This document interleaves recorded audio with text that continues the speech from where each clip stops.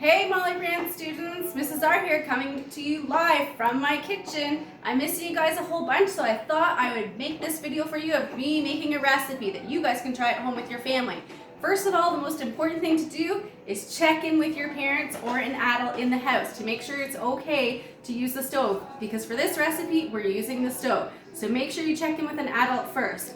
Second, we're gonna make sure our hair is tied back if we have long hair. If you have an apron, throw it on to keep your clothes clean. And third, most important, we're gonna wash our hands. So we're gonna turn on the tap, get lots of soap on our hands, and rub it all around in all of the grooves, getting all those bugs and germs and bacteria off, and then we're going to rinse that soap. I'm actually gonna take my rings off because we're going to be kneading some dough.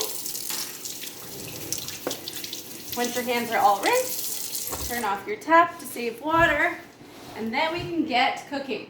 So today in Mrs. R's kitchen, we're going to be making naan bread. I know that some of you guys have made this with me before. If you haven't, it's a pretty easy recipe to follow, but don't worry, I'm gonna send you the recipe along with the video. We got this together. Okay, when you're looking at a recipe, first thing you need to do, read the directions. Don't just start throwing in what the ingredients are. You need to read the directions first. This is everything that we're going to need here today, all of the tools we're going to need to make this recipe, and all of the ingredients we're going to need. If there's an ingredient that you do not have, there's always something that you can substitute it for. Just look it up on the internet, what could be substituted for milk, and it'll give you some examples. All right, here we go. The first direction says, combine all dry ingredients and whisk together. That's the first 4 ingredients. So my first 4 ingredients are flour, sugar, salt, and baking powder. Just be careful when you're getting the baking powder out that you're not grabbing baking soda. They're 2 different things. They have 2 different purposes. We want baking powder. All right, so it says 1 3/4 cups of flour. I'm gonna get my flour here. I'm gonna get a full cup of flour. When I get it in, I'm just going to level out the top. We don't want to overdo it. Dump it in our bowl, and it says 3/4 of a cup. If you do not have a measuring cup that says 3/4, we're going to take a quarter and put 3 of these in there. Sorry, close that. Again, we're going to level it out because 3 1/4 equals 3/4. So there's 1, 2, and 3. That is 1 3/4 cup of flour. So we're done with the flour. We can push it out of the way. 2 teaspoons of sugar. Here's my sugar. Remember, TSP means teaspoon. TBS means tablespoon. That's the bigger one. We're using the smaller one today. Make sure that you watch that. You don't want to put too much of something in there. So we're going to put 2 teaspoons of sugar in our bowl. Like so. We can push that one out of the way. 1 teaspoon of salt. It doesn't matter what brand of salt that you're using. I usually hold my teaspoon over the bowl, so if any spills out, it's just going in the bowl and not making a bigger mess for me to clean up, because nobody likes to clean up. And 3/4 of a teaspoon of baking powder. Again, if you don't have a 3/4 teaspoon, you're going to use the 1/4 3 times. So I'm going to put that in. I'm going to level it out. 1, 2, 3.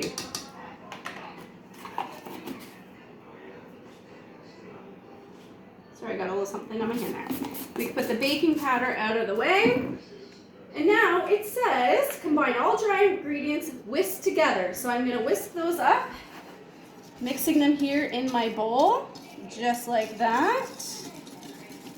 Perfect. I can put the whisk out of the way.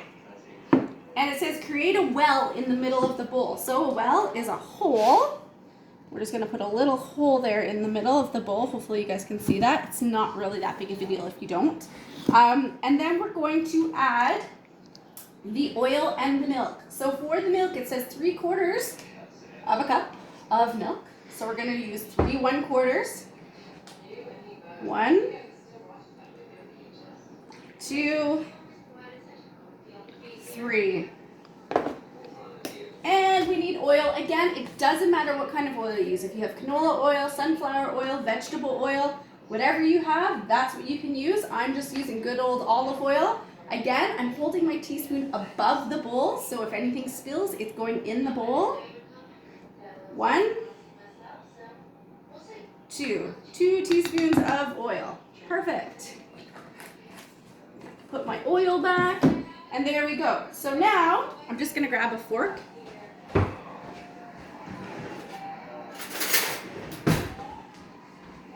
And we can start mixing that up. So we're just gonna mix slowly because we don't wanna slop all the flour out. See, I'm slowly going around mixing it all together.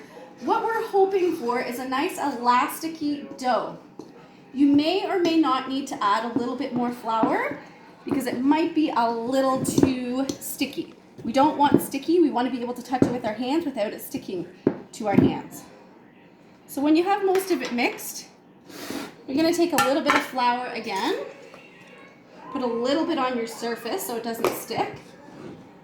Take out your dough ball. So I'm going to put my bowl in the sink to get it rinsing because that will stick to the bowl and it'll be a pain in the butt to clean out later. Okay, coming back to my dough ball, I'm going to start kneading my dough. So kneading is doing folds, putting your knuckles in there, and I can tell this dough ball right here is going to be perfect. Adding that little bit of flour to the counter definitely helped my dough ball. It was a little tiny bit sticky, but now it's pretty nice, and you can see that's nice elasticy texture. I'm going to start warming up my pan while I continue kneading this. So again, remember you're asking an adult before jumping onto a stove. You're going to put your temperature about halfway. Most stoves go to about 9, so I'm going to put mine on 4 or 5. You're going to let that pan heat up a bit. Never leaving the burner unattended. You're always going to stay here with it. I can feel that that's just a little bit sticky, so I'm just going to add a little bit more flour there. And that's becoming really nice.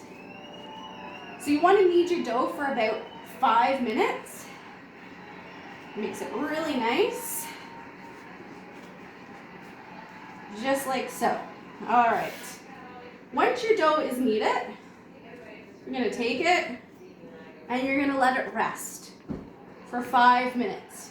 Okay? During that 5 minutes, you can go on your Instagram, you can do a quick TikTok video, whatever it is that you guys need to do in 5 minutes. When the 5 minutes is up, you're going to come back to your beautiful dough ball, break it in half, and then break those halves in half to make 4 quarters. So now I have 4 dough balls here. What I'm going to do with my dough ball after I've let it sit for 5 minutes is knead it a little bit more. You may need to put a little bit more flour on here. And then you're going to roll it out. And sometimes I put a little bit of sprinkle of flour on top just so my rolling pin doesn't stick to it. It's going to take a bit to roll it because it is quite elasticy at this point. But you want to roll it pretty thin. If you don't have a rolling pin, the best thing to do is take a can like this or something cylinder and make sure it's heavy. If you even have a pop bottle, fill it up with water. That'll probably work too. Okay, I'm rolling.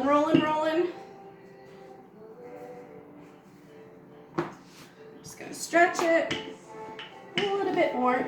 Like I said, you want it pretty thin. It's a little messy, but nothing you guys can't handle. I know you guys could be great, awesome cleaners for your parents. Don't ever leave a mess. There we go. I have a nice big piece here. This is going to be my naan bread. So with naan bread, you can use it for lots of different things. You can just eat it as a bread. I'm going to spray a little spray in my pan here just so it doesn't stick to the bottom. If you don't have spray like this, a little bit of oil with a paper towel and just quickly rub it around will help as well. So my pan's pretty hot there. I'm going to put my naan bread in the pan, as you can see. It's in the pan. While it's in the pan, I'm going to take my little bowl of butter and I'm going to put it in the microwave. Just for, I don't know, 13 seconds. We'll see if that melts it. I'm going to check on my naan bread. When I'm holding my pan, I'm always holding the handle. If you don't hold the handle and you're doing this, your pan might flip at you, and your reaction is going to be to grab the hot pan. We don't want you grabbing a hot pan. So you're gonna pick it up like that. I can already see right away that it is not quite ready. So I'm gonna check on my butter and see if it's ready. It's not quite ready. It needs about 6 more seconds. Checking on my bread. Not quite ready yet. It's a bit of a process here. Checking on the butter.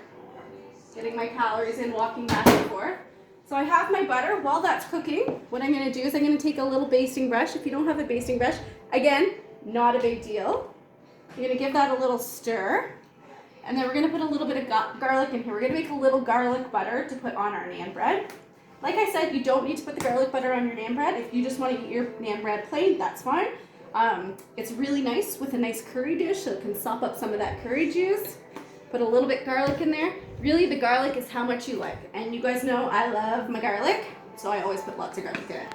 I'm going to put a little bit of parsley in it. It adds a little bit of color. And then I'm going to stir it up. So you can see there we have a nice garlic butter. And again, this you can use on anything. If you have bread and you want to make some garlic toast, just mix this up, throw some cheese on it, pop it in the oven for a bit. Boom. Garlic bread. All right, let's take a look at our naan bread. Oh, it's starting to come. So your first one's going to take a little bit longer because we didn't let the pan heat up quite enough. But we'll get this baby going. Should only take a few minutes. I hope you guys are having a good time during quarantine. Like I said, I missed you guys like crazy. I'm going to try to post a video once a week. And I do apologize for the people that may or may not be walking in the background or the animals that may not be walking in the background. But yeah, I hope you guys enjoy this recipe. It's a pretty easy one and you don't need too many ingredients. That's the nice thing, and that's why I kind of chose this one. I can hear it sizzling now, so that is a good sign. Almost ready. It's just browning. So what we want it to do is it's going to have little brown circles on the back of it. Once it gets that, we're going to flip it over. The second side doesn't take quite as long to cook, so it'll be a little bit better and faster for you guys. I know this is kind of dragging out, you guys watching me wait for this to cook, but bear with me. You're going to love it and enjoy it when it's all ready. I want to take a... There we go. So as you can see, it's starting to get nice and brown there. We're going to flip that over just like that. Like I said, the second time doesn't take quite as long to cook. I'm going to get my plate ready. Always have your plate ready because you don't want to leave something on the burner while you're going to get a plate, because that may be the few seconds that it actually burns, and nobody likes burnt naan bread. So we're letting this baby cook up here. Almost ready. This naan bread is looking awesome. And I will tell you, I've made this naan bread for my kids and they love it. They gobble it up. They were hoping for more. So guess what? They need to learn to make their own. Okay, let's take a peek at this naan bread. Perfect. That is exactly what you want to see. That looks great. So I'm going to take my pan off the burner, move it over, put my naan bread on the plate. I'm going to turn the burner off. Really important, never leave the burner on. And then I can grab my garlic butter and then just put it on with the basting brush.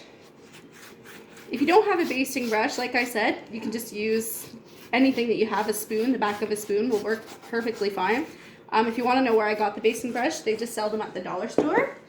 I'm going to flip my naan bread over. Again, get all my stuff on there because I like butter and I like garlic. And voila, there we go. I think I have a pizza cutter here. You can cut it. Typically the naan bread is cut into triangles.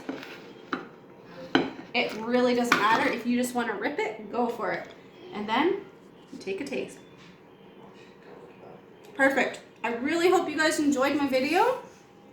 And hopefully I'll have a new video for you every week. Can't wait to see you guys. Take care. Be safe.